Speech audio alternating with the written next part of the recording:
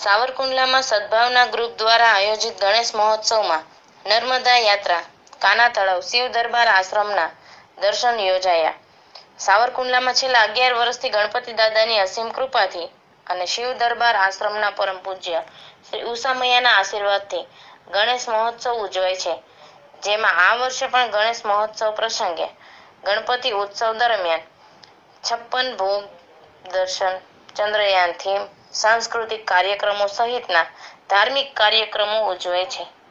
જેમાં આજ રોજ પરમ પૂજ્ય ઉષામૈયાની ઉપસ્થિતિમાં સદભાવના ગ્રુપ દ્વારા આયોજિત ગણેશ મહોત્સવમાં રક્તદાન કેમ્પ યોજાયો અને નર્મદા યાત્રા, 12 જ્યોતિર્લિંગ અને શિવ દરબાર આશ્રમનું આબેહૂબ લોકોએ લાઈવ નિહાળ્યું હતું અને માનવ મંદિરના પૂજ્ય ભક્તિરામ બાપુએ પણ દર્શનનો લાહવો લીધો હતો અને મોટી સંખ્યામાં દર્શનાર્થીઓએ દર્શનનો લાહવો લીધો હતો.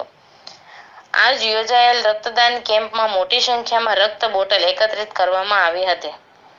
દરેક રક્તદાતાઓને આકર્ષક ગિફ્ટ આપવામાં આવી હતી અને રક્તદાતા શ્રીઓને સદભાવના ગ્રુપ દ્વારા આભાર વ્યક્ત કર્યો હતો.